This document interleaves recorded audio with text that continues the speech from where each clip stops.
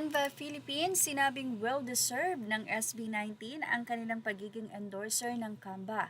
Anila, sobrang well-deserved. Congratulations! Dahil nga napili ng Canva, after 13 years long year na sila po ay nag-ooperate na sa buong mundo, ay hindi po sila kumuha ng sino mang endorser. First time po ang SB19. Ito'y dahil na rin alam nila kung gaano ka-artistic ang mga bano.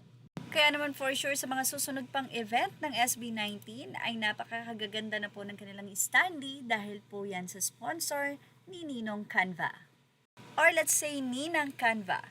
Samantala, mukhang magiging busy po ngayon ang mga 18 dahil isa po ang bunso ng SB19 na si Justine ay nominado sa 100 Top Most Handsome Men in Asia 2026. Mga kalaban ni Justine ang ilan sa mga kilalang personalidad katulad sa Korea na si Kento Yamazaki at itong si Gong Yu ng Korea, Japan, Kento Yamazaki, and Natawin Watang Nagitipat ng Thailand, kung di po tayo So narito po daw yung mechanics kung paano bumoto. Okay, follow the page to make your vote valid. Stars, 50 points each. Likes or heart only, 10 points each. Share, 5 points each. And comment, 2 points each. Voting is from August 1 to October 1 only. So, ano pa ginagawa ng 18? Siyempre, unity na yan.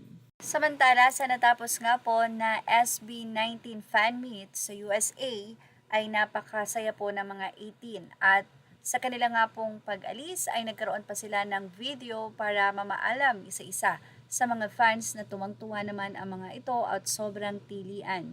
Sobrang ang kasiyahan ang ibinigay ng SB19 sa kanila nga pong fan meet at alam niyo naman ang lahat ng kilos ng SB19 ay talaga namang nakakatawa at nakakatuwa. Siyempre, sobrang na-appreciate ito ng SB19 ang paggastos ng mga 18. Sunod-sunod ba naman ang kanilang ginawang gastos, ang fan meet, ang Lollapalooza, at marami pa pong iba na talaga naman pong susubaybayan nila. Ayan po si Josh, nagbigay pa ng last glimpse at kiss sa 18. Samantala, siguradong bukas or August 10 ay papunta na nga po ang SB19 sa Japan dahil mahaba-haba ang kanilang magiging biyahe.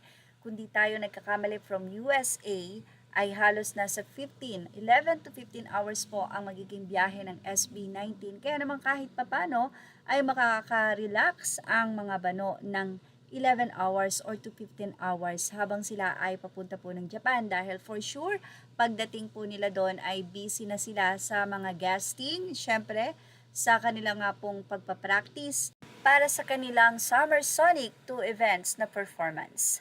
At yan ang ating showbiz snap update. Images are all credit to the rightful owners. Please like, share, and subscribe. Thank you for watching.